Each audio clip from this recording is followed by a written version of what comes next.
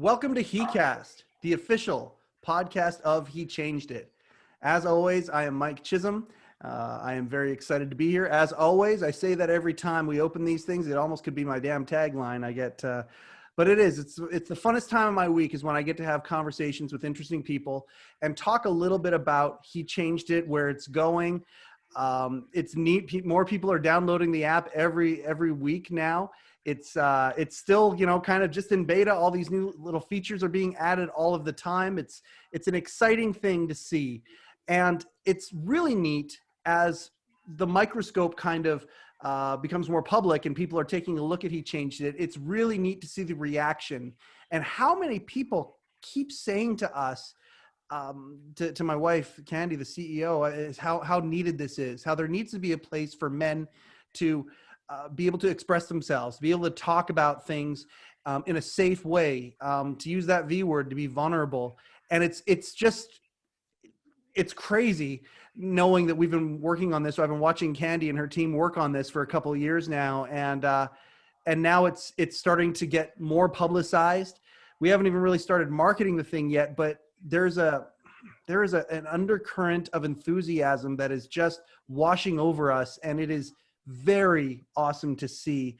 With that, more people, as the net kind of spreads out a little bit, more people are entering our sphere. And our guest today is one of those people. Now, for those of you who don't know me, I'm a massive music fan. Okay, music has been, I think, part of the reason that I haven't needed or haven't had to go through a ton of therapy. I've been through trauma in my life, all sorts of stuff that I'll get into here eventually as we go through this stuff, this podcast. But I think that one of the therapies that have been there for me without me even knowing it has been music. And I love music of all types. And when I started looking into our guest today and some of his influences, one of the first influences that hit him and hit me was when I saw that what Ewood likes it's Michael Jackson. And Michael Jackson was my very first kind of artist that I just kind of poured myself into and really, really was enthralled with. And so today we have a singer from the UK that is going to be on the podcast. His name is Ewood. Now, Ewood, and the single is called I Don't Know. All right. So what you want to do is maybe pause the podcast, maybe jump on YouTube. I know we're putting the video in He Changed It, but this is an incredible video. And I promise you, if you listen to the song right now, and then you listen to the song after you hear this interview, you will hear the song in a new way, because this song, I don't know if it's just a song. I think Ewood took a piece of himself and turned it into music. And I want to talk to him about that. So without further ado, I would like to welcome Ewood to heCast. Ewood, thank you very much for taking time out of your, I guess it's late night over in the UK right now. Thank you for taking time to be here, man. Yeah, well, thank you for having me. Thank you. It's a genuine pleasure. Before we get into the song and where you're at and all these things, so Michael Jackson, Stevie Wonder, so you got this kind of acoustic soul sort of a style in your recording, hey? Yeah, well, I'm a big fan. Yeah, what else can I say? I grew up listening to them. This is something that just, music, it's good for your soul. Music, it's good for everything, I think, and I just wanted to, how I felt when I listened to Michael Jackson. I wanted to do the same when I create my own music. I just want to invite you through a journey. And yes, I think the power of music, it's huge. It is for me too. It stirs my soul. When did you start playing and singing? Is this something that happened later in life, or was it instant, immediate when you were a child? When I was younger, I remember, I think I was around 6, and I remember watching TV, and it was Michael Jackson. And I think it was during the Bad tour. Yeah. Yep. And I remember thinking, oh my God, who is this guy? And I just like the energy, the music, the vibe, everything. And I remember feeling, oh, this is what I want to do. Like so much um, joy. It was able to bring so much joy, you know. And Yeah. I think for an hour and a half, you can forget about your worries, your troubles, everything, and just enjoy the show, the music. And at that age, I just felt like, oh, this is something that I want to do. I want to entertain people. I want to give people joy. I want people to, yeah, just have a good time, you know. So yeah, I was very young, and I started to study music at the conservatory, and then I studied dance. Yes, at a very young age, but it was difficult in the beginning because my parents were worried, you know, because being a singer, it's uh, it's a tough road, you know. So Yes. I was not easy in the beginning, but now I think yeah, they are very proud of me. Well, I understand the hesitation. Our generation is was raised that if you're going to go into the arts as a career, Yeah, um, a lot of, I don't know about you, but for me, a lot of my friends were really dissuaded from doing that. We were kind of taught to go out there and get a good job with some good benefits that had some good potential to it that you could stay with for a long time. And yeah. going into the arts like that certainly doesn't provide anything like that very often, does it? Yeah, yeah, 100%. Yeah, I agree. And I have so many friends around me during that time. It was the same, you know. They felt like maybe it was not the right thing to do, so they just decided, okay, I'm going to give up and do something else. But Mhm. me, I knew that deep inside, there was like it was music and nothing else. You know, it was music and nothing else. So I just, you know, I was focused on my journey and what I want to do. That's amazing, and it's inspiring.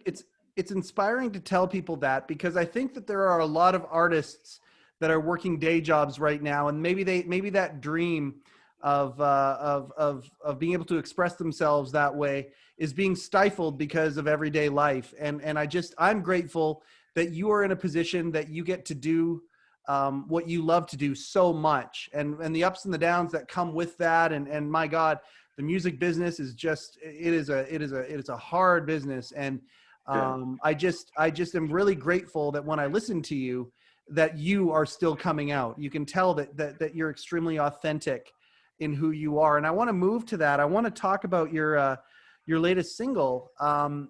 I don't know, it's called. Hmm. And I guess the first thing that I want to do is I want to ask you, and you know, when we talk about He Changed It, we talk about all of the pillars of of wellness, and mental wellness is really, really important. And the song, was it therapy for you? Was it an expression? Obviously, it came from a place of some trauma. Some Yeah. trauma was there, and this song was the result. Can you talk a little bit about where this song came from, and then I want to dissect it a little bit. Yeah. Well, so my first single, so I don't know. I wanted to express how I felt because I remember during that time, people were asking me, so Ewood, how are you? How do you feel? And I remember I replied, well, I don't know. I don't know how I feel. And this is exactly what I say in the song. Um, I went through a very tough time. Everything was happening at the same time. I was on tour, my first tour, and I lost my voice, but it was too late to cancel those shows. And I knew, like, if I was going to cancel those shows, I don't think I will be talking to you today, you know, because in the music business, sometimes you just have one chance, and Yes. go it, then it's done. So I just carry on, and it was very difficult. And at the same time, I broke up with my girlfriend.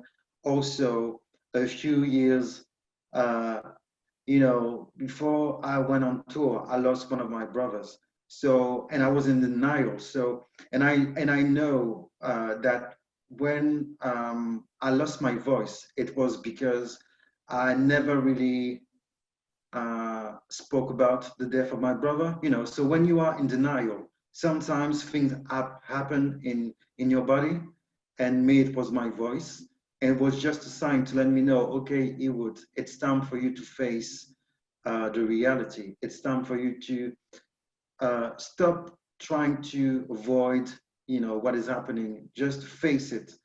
And and so when I wanted to express how I felt, I remember it's crazy because when I wrote that song, I was working with one of my musicians, and we were having an appointment. I think it was on Monday, and on Sunday I told him, well, okay, so the song is ready, but the song was not ready, and it was only when I was going to his house on Monday, so I was writing the lyrics because I didn't know how to express it, and I was like, okay, so what do I want to say?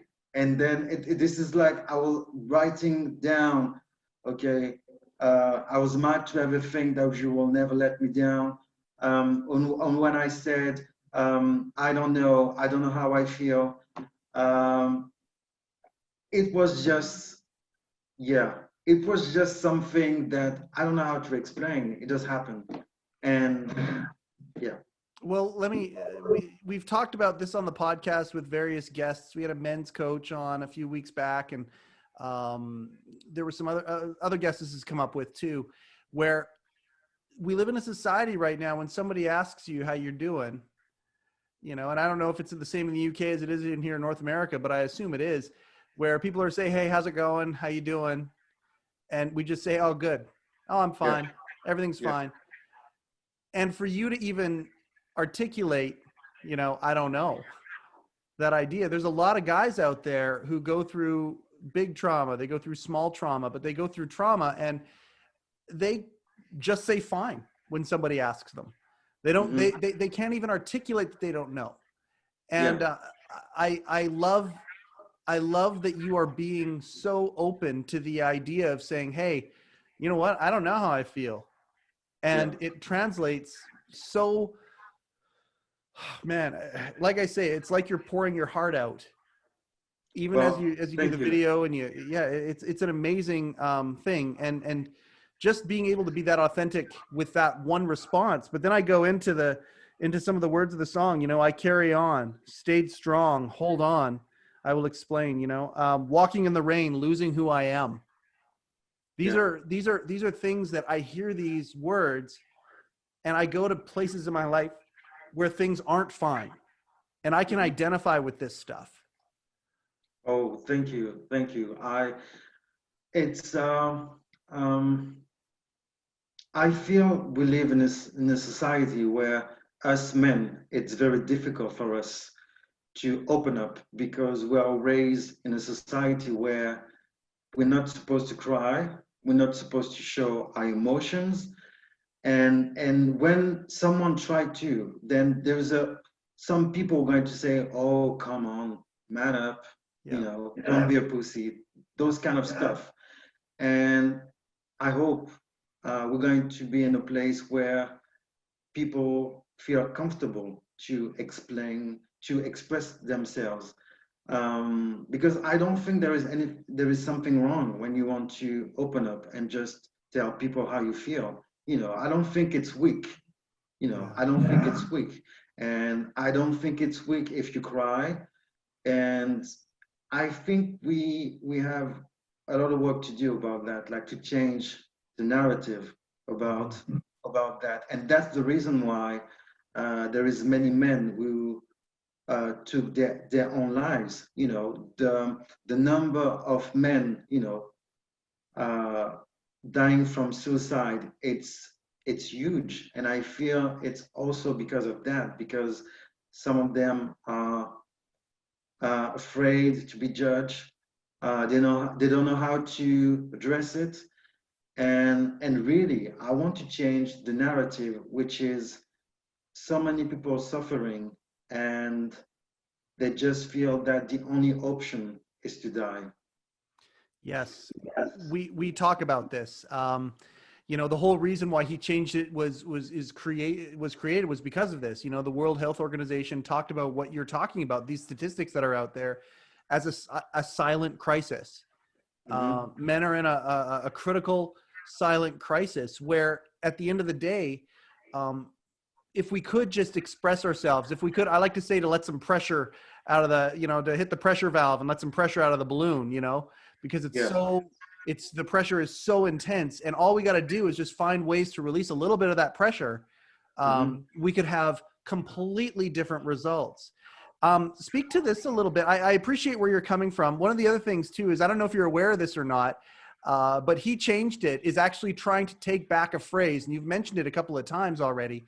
We're trying to take back the phrase "man up," and we're trying to turn it into something else instead of the classic stigma, like you described so well, so articulately. We're trying to make "man up" be okay. I'm going through something. I got to man up. I got to be Hmm. vulnerable. Yeah.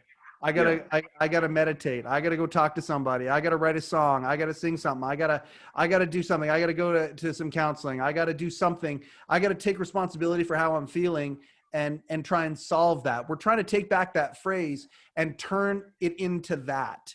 So Yeah. I just appreciate, and I don't think you knew that coming into this. So very No. interesting, your choice of words and the same wavelength that we are on right now. I want to ask you a question. Um, I feel like, we talk about artists and how important, pop culture, visual arts, movies, music, all that stuff is. And I mean, it's the industries, when you get to the top of them, they're huge industries, all the money that's in them. I mean, huge, huge, huge. I think, and I'm very grateful for this, that artists many times lead the charge when it comes to things like this. When I think about, I was a huge Public Enemy fan growing up, and it wasn't just because of, the beats that came out from the Bomb Squad. It was because Chuck D was talking about real things, and as a white suburban kid, I heard about racial inequality from Yeah. artists, and I think about some of these things. I feel like the next level is going to be artists leading the charge to create awareness about mental health, Yeah. and men specifically. Um, I know you probably don't think about that when you're writing your songs because you're just pouring yourself out. But as I say that, how do you feel about that? How do you and your musician friends feel about leading the charge when it comes to things like that? Yeah. I think you're right because Um, I I feel there is some people don't feel comfortable yet to open up about mental health, but many people now realize how important mental health is. I feel it has to be the priority because I believe if you want to be happy, you have to be happy with yourself first, and then you will be happy with someone else. But it comes with your mental health. And I always said mental health has to be, um, we have to speak about mental health the same way we speak about the weather. It has to be Yeah. something we speak about every day.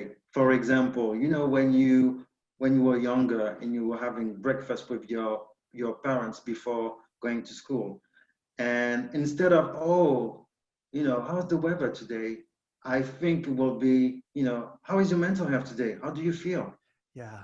Those kind of stuff. And I think with us artists, we might be the right, because we are on TV, or we writing songs and you performing on stage. Yes, we are in a place where we can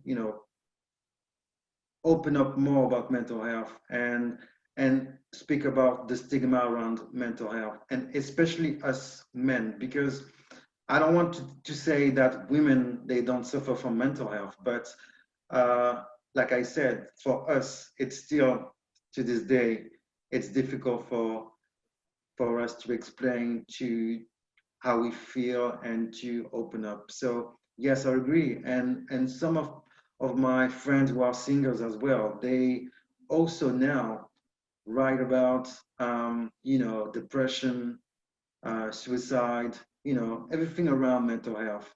Yeah. And with the pandemic, some people maybe in the past used to feel, oh, mental health, it's not that important. But now I guess they realize, oh, since we all been stuck in our house, Mm-hmm. we I think more people now understand, oh, well, I remember I've seen those guys speaking about mental health. Well, they were right because today I don't feel okay. So mental health really has to be something we spoke about in the society more. And that's why I use the example of the weather. I think if we can go to that place where we can speak about it every day, I think it's going to be a major change. And that's what I'm trying to do with my platform, with my music. I really want things to be different. I know it's not going to be overnight, but I just want to be part of the conversation. Does it make sense? Oh, it So, makes perfect sense. Um, I want to ask you a little bit now. It's interesting to me that your body gave you kind of the warning, warning lights. The train is coming. The train is coming. The train is coming. When you yeah, were going through this trauma, this extreme trauma on many different fronts, emotional, family, of course, tragic yeah, loss, things like that. And your body kind of took away from you the one thing that you would not want it to take away. Like if you would have had the option to lose your left foot or your voice, you probably would have picked your foot. Your voice is that's kind of everything, but your body said no, and it took away your voice, and it made you have to take inventory, and it made you take a look at yourself. There's a lot of guys who listen to this podcast that are maybe in a similar situation, maybe not as extreme, but at the end hmm of the day, the lights are flashing a little bit. Do you yeah. have any practical exercises or advice or techniques that you worked on other than writing this amazing music? Was there Thank you. anything that you did, new habits that you created, things that you learned that you can kind of, any nuggets of wisdom you can drop, Ewood? Well, I went to therapy Mhm. and also yoga. Um, yes, changed my life. Because as soon as I start to speak about what happened to me, Mhm. I just noticed some change. It lasts for 2 years. For 2 years, I was not able to sing the way I used to sing. And also, talking was very difficult for me. And my voice was very low, low, very low. So when someone tried to call me and I was like, hello, my voice was so low and I was unable to do my vocal exercises. Performing was difficult, but like I said, I already signed a contract, so I have to do those shows. Yes. Uh, but it's really about when you have those signs, it's time for you to face the reality. It's just for you to okay, now it's time for you to face your demons. So I went to therapy and yoga and also running. Being at the gym and training every day was something that just made me feel better. But each and every one of us, we are all different. So if therapy works for me, maybe it's going to be something else for Yes. another man. So I will say face your demons and don't be too harsh on yourself. Just be patient because you will need to be patient because it's not going to be overnight. I I really have to wait for 2 years to be able to sing properly. And many times with men, I don't know about you, but many times we want the instant fix. And I think we live in, not just men, I think we live in a society that I've got a decade on you, but I think you and I both can attest to the idea that when we were kids, things are a lot slower than they are now. If you're going to buy something or Yeah, if you're going to, we yeah, live in a pretty instant society. And yes, and what you're talking about to me, if I'm hearing you right, is actually recognizing the fact that you have a problem and being able to kind of admit that, okay, things are not the way they should be, and then yeah, taking steps and being patient as those steps um, start to unfold as we move forward. The patience to allow that, and you're on the other side of this now, in many, many ways. I mean, you still have life struggles every day. You have these things, of course, we all do. And like you said, we're in the pandemic, but at the end of the day, you can attest to this. It gets better. Oh yeah, yeah. And it's funny you saying that because um, in the music video of my single I Don't Know, in the beginning it's in the dark, and then it's you can see the lights. And the thing is, I used the tunnel. The tunnel was representing the depression, you know, and so at the end of the tunnel you can see the lights. So um, I just want Not, to say, so I don't mean to stop you. I don't mean to stop you there, but you also finished the song saying, "Now I know." yeah, yeah, because now I know what is the what is the problem, you know? What do I have to fix? What's the issue, you know? So um and it took time. It took time for me to really know what was the um what was happening, because um when you used to internalize everything, because I used to, when something is wrong, I don't speak about it. I always internalize everything, and at some point it's going to be bigger, bigger, bigger, bigger, bigger, and then Yes. and so that's why the song I said, now I know, because it's clear. Okay, I understand why I react this way, and I understand why I feel this way. No, now it's time for me to fix it, to face it, and to move forward. Yeah. And I can't stress this enough. My life motto, and it's always been this way. It was, you know, as I was starting, you know, my businesses earlier on in my career and whatnot, and I first started down the path of personal development, I stumbled across a phrase, the average focus on the problem, the great ones focus on the solution. And that's what I love. I love focusing on the solution. And to speak to what you were just saying, when you move to the solution, you don't have to get to the result of the solution. Yeah, Even being on the path to solving shit, you feel better about it. Even when you're doing something to be proactive, yeah. your body starts to click in and go, oh, okay. And you actually do start to feel better, even though you're not there yet. But when Mhm. you're on the way, you actually start to feel better, don't you? Yeah, yeah, it's so true. And I remember that feeling when I really faced what I was going through, when I was like, okay, so my brother passed away. I will never be able to see him again, but I know he's watching me. Okay, Mm, so I want him to be proud. Okay, so I don't want him, and I know that he didn't want me to be miserable. So I have to move forward, and yeah, and just to carry on. And that's I know it might sound easy to do, but I know it's not easy, but it's just believe in yourself. I think that's the key, to believe in yourself, to surround yourself with people with good energy. Yes, I think that's one of the key to move forward. I hear you, and I appreciate that. You talk a little bit about the coronavirus and the pandemic as to where we all are. And I want to go back before we go into your other projects, and I want to talk about that next. But speak to this a little bit, just because you're whenever I meet somebody who loves music like I do, Yeah, I think about when we're trapped in our houses. Yes. Okay. Yes. And it sucks, especially when you're a social creature. You like to go out, or you like to perform, or you like to do these things where there are crowds of people. I've said, I mean, I also like hard music too. And I've said, man, I need a mosh pit so badly. It's not even funny. I need a concert. I need one of these experiences so badly right now. But music still connects. I think about, I'm a big Beastie Boys fan. And when their documentary came out yeah, on Apple, I watched that documentary and I got so excited, and I called a couple buddies of mine also trapped in their houses, and, yeah. and either got them to watch the documentary. I actually watched it because a buddy called me. Okay. And we kind of listened to some music together, even though we weren't in the same room. And music has a way of doing that. It has this way of connecting people.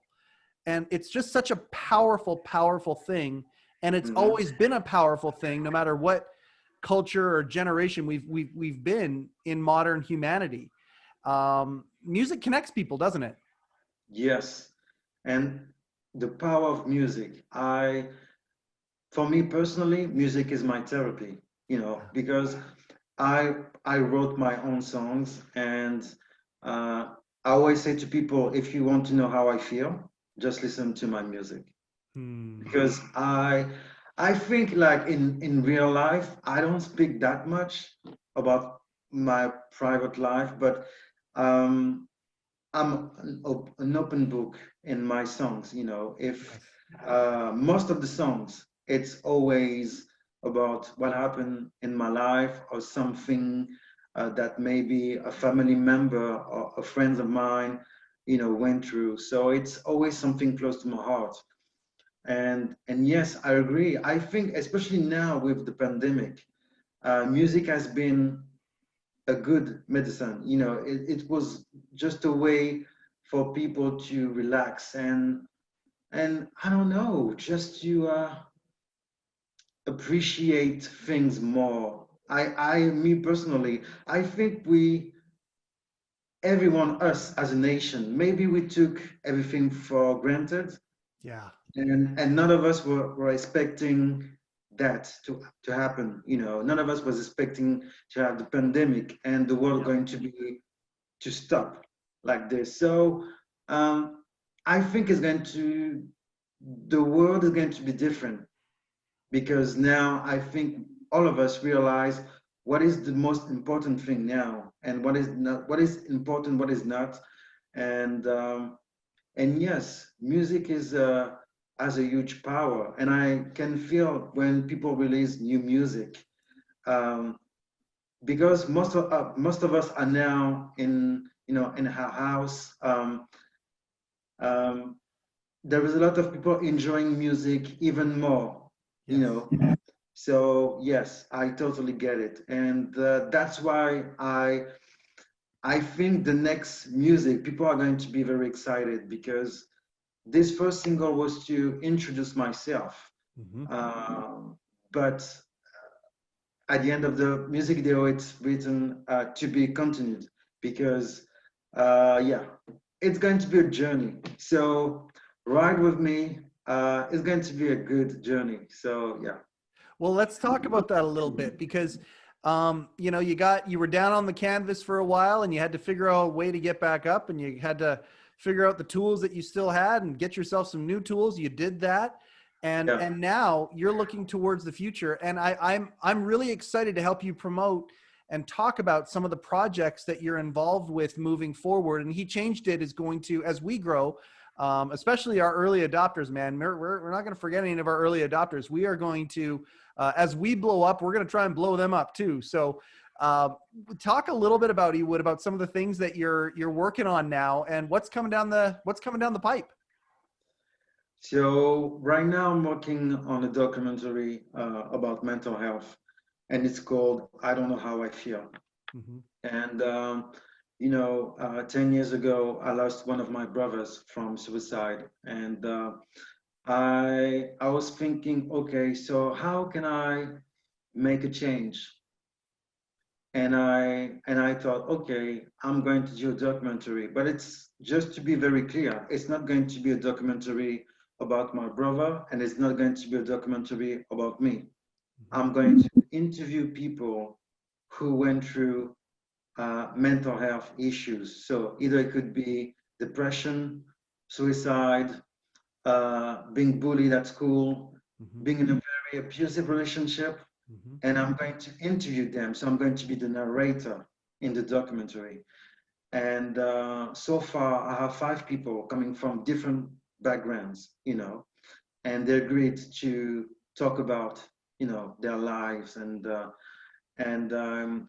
I put something on GoFundMe, because the thing is, I want this documentary to be broadcast on TV in the Yep. UK, first, and then I'm going to send this documentary to every schools, but only for teenagers.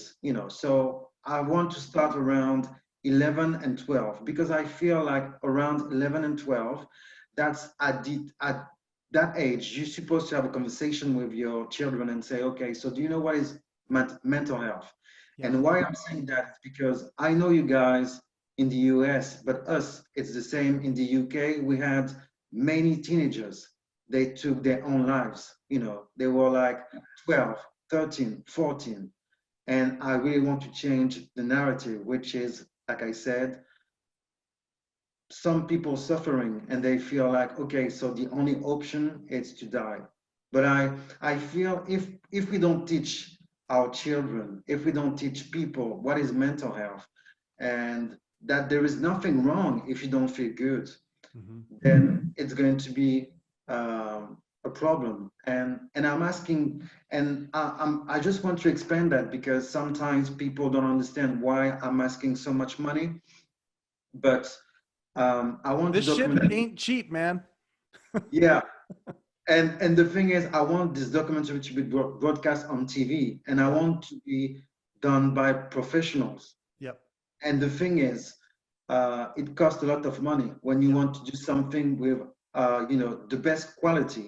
And I don't want to be stuck in a situation where I'm going to have an appointment with a channel, and they're going to say, "Oh, Ewood, your documentary is great, but I'm sorry, the quality is not that great. So maybe it's better for you to broadcast your documentary on YouTube." And no, it's not something that I want to have. So I'm asking people, and I understand we are in the middle of the pandemic and it's not easy, but I'm asking people to give whatever they can to donate for the documentary so I can do the best documentary, because I think we had in the past documentary about mental health, but my problem is that we have, like, it's mental health month. Oh, it's mental health day. Yep. But my problem is we should speak about mental health every day. It's not because I just feel like if it, when someone in the entertainment uh, took his own life, you're Yep. going to have everywhere on social media, oh my God, rest in peace, mental health, rest in peace, mental health. So maybe for a week, and then it's done. Yep. And that's the issue that I have right now, because I just feel we have to speak about that every day. I didn't want to speak that long about that, but I just wanted to explain why I'm doing this documentary and why I'm asking so much money. It's because I want it to be the best as possible, and for that, you need to hire a team of professionals. So, Absolutely. And I can speak to that. I know that when we do our podcast here, we've got a whole crew. We've got it yeah, as you know that we want to put our best presentation forward, and it's only going to get better as the pandemic loosens itself up and gets we move past that. I can completely understand why you want to make it. Um, you want to make it as accessible as possible to as many people as possible. And the best way to do that is to present it in a beautiful format. And I understand that. Please tell us where the GoFundMe is. Is there a time limit to it, or are you going to keep it up for the next 6 months kind of a thing? And where can people go to donate to this, Ewood, to help get this documentary off the ground? so they can go on my Instagram page or Facebook page. So it's Ewood Music. So it's EWOODMUSIC, and also on my website it's ewoodmusic.co.uk. And Cool. so there is the link on GoFundMe, or even if you want to go directly on GoFundMe and you put I don't know how I feel, you're going to find the link of for the documentary, and you can donate. And like I said, if you want to donate £1 or £2 or $5, it doesn't, it's just give whatever you can. But the thing is, the reality is right now is that I need support and I need help, because there is still a stigma about mental health. So that, because I feel if I had said, for example, oh, my son is suffering from cancer, and I find a doctor in the US, so I need to go in the US to meet this doctor. I feel that I will have get more support and money because mental health, it's not visible in the first place. Does it make sense? Yes. So Oh, 100%. Yep. for people, it's sometimes difficult for them to understand because it's not something visible. It's really in your mind. At some point, it's going to be visible. But when you talk about cancer or something else, you Yep. can see it, it's visible. So yeah, I understand the distance we have when sometimes people think about mental health and they feel like, oh, but is it something that bad?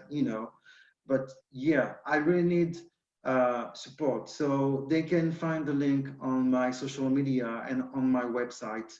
And if they can donate, or just if they cannot donate, maybe just to share the link, it will be great, because I think the more people involved, the more impact we're going to 100%. have, and I can 100%. do it by myself. So I'm asking people if they can donate and share the link, Well, so and I gotta say, this is something that you and I are both kind of in that Gen X age range. I just really appreciate that about the next generation that's coming up, and how when they like something, they're willing to put their money where their mouth is. They would much rather crowdfund their favorite artist so their artist can continue to be authentic than yeah, for some. I want to be very careful how I say this, because there is I'm not trying to throw the baby out with the bathwater, but there are some times where there are artists that we love that get direction to become as commercially accessible as possible, and many times that artist, they dull who they are a little bit. You know what I'm saying? Like, I always loved indie music growing up, and whenever a band would get signed, I would always be afraid that the label would make them change who they were. Well, crowdfunding changes that entire business model. And when fans or enthusiasts of an artist and the product of whatever that artist makes yeah, come together, well, they can many times create art that is so pure, and you don't have a lot of people sticking their fingers in with their own input, trying to make it more of a commercial endeavor, and so I dig that. I think a lot of people who are music fans will completely understand that message. I know I certainly do. I know I'm certainly going to donate personally. We are definitely going to share this on social media. We would ask that of people, that if this message rings clear to you, first off, share it, because your share is probably even worth more than your money. And then second off, if it really does ring to your heart, $5 here, $10 there, you're not going to miss it. It's a couple cups of coffee, but at the end of the day, you could help be a part of creating something that is truly huge. And that's something that I can get behind, as those are projects that I have always been a part of. So don't, I appreciate you being bashful about talking about it too much. You're not talking about it too much. In fact, we need to talk about it more. And I'm really grateful that you and I, before we started the podcast, we both use that G word. Gratefulness is a key to so much, to moving towards solution for so much. And I'm really yeah, grateful for you, and grateful for what you're doing. And I'm grateful that you are not just taking the skill that you have and going into a bunch of hot producers and saying, hey, here's the skill that I have, go make me famous. Let's go be commercially successful, and you'll change your message to whatever it is that's going to get you, change your beats per minute to the formula that people like to listen to on the pop shit. I'm not saying there's anything wrong with that. I'm just grateful that that is not your priority, man. well, thank you so much, because and once again, thank you for having me on your platform, because uh, mental health, it's so important to me. So I just want to make a change, and I will fight until I die, because this is something that I just don't want my son or someone in my family to go through what I went through without having the tools. Does it make sense? If you 100%. if you teach teenagers what is mental health, you know, I think the narrative is going to be different because you know, you remember when we were teenagers, it's not easy to speak with your parents, you know, and so maybe if you're not comfortable to speak with your parents, maybe it could be your teacher. And if it's not your teacher, maybe it's going to be your nan or your granddad Yeah. or someone else. But I hope, my hope is to change the stigma around mental health and the narrative. I just want people to know life can be good. Just believe in yourself and don't be afraid to open up. You bring up something. You bring up something very cool. How you talk about, you know, you don't want your children to inherit this. He Changed It was created by two women, and people kind of sometimes scratch their heads and they go, what, really? And at the end of the day, the women that created this, my wife being one and her business partner being the other, and then they have a team of people, of course, many men on that team, but um, the two visionaries and the dreamers, and I mean, you talk about dreaming in the song too, and how important dreaming is. They dream of this being a place where exactly what you just said, where their kids, because they're both moms and they both have boys. And their idea was, well, what are our boys going to be inheriting? No, we need to figure something out. And that's Yeah, where He Changed It came from. And so I just appreciate where you're coming from. I'm grateful that you were here as well. Before we're going to get going here, because I told you it was going to go by fast. We're already there. Um, yeah. Before we go, I just got to ask you off the cuff. We never talked about this beforehand. You know, music lovers love being pointed in the direction of new music. There's a UK rock band, rock blues band that I am in love with. They're actually in my top 5 of all time. Have you heard of a Okay. band called The Heavy? No, Okay. sorry. No. Don't be sorry. I'm about to give you a gift right now. Oh, The Heavy came out with a song that did make it into our pop culture lexicon a little bit, called "How Do You Like Me Now." okay. But here's the one. Here's the one for you to listen to when we're done. The Heavy, and the Yeah, song is called "What Makes a Good Man." one makes a good man. What Makes Okay. a Good Man. British band, just unbelievable band. Yeah, just I now that you know that they're around, I hope that you cross paths with them at some point. And if you guys are ever on a double bill, I'll make the flight. I'll come see you guys, man. um, but seriously, Ewood, I'm really, really grateful that you are sharing your gift in the way that you are. I'm grateful that you came on here today. I know when the podcast drops, we'll bug you a little bit to maybe come on the He Changed It app and people can ask questions and things like that. But we're going to put the video on the app. And thank you for doing what you're doing. Thank you for being a light in the world, brother. Well, thank you for having me. It was you just I. It was nice to have a conversation and you know us together speak about mental health and you know trying to make the world a better place. I think it's the first conversation of many. Yeah. I think when the documentary comes out, we're going to have you back on and we're going to do our best to help you promote this thing. And let's not be strangers. Let's stay in contact with each other and Yes. we'll take it from there. Okay. Thank That you was so much. another episode of heCast. They go real quick, don't they? Thank you very much for all of our support. It's been extraordinary hearing the enthusiastic response to what it is that we're doing, and we're just getting started, baby. We're just getting going, and I'm just really grateful also to be here, to be in this position. I'm the one that gets to sit front seat and have all these amazing conversations. If you haven't subscribed to heCast, so he.cast in both the Spotify and on the Apple Store, please subscribe. If you have for the men out there, if you want to download just look for He Changed It in the app stores, and He should be the first app that pops up. We're really grateful that you're taking a chance with us early on, and you ain't seen nothing yet. So for another episode of heCast, the official podcast of He Changed It, I am Mike Chisholm. Thank you for giving us some of your time.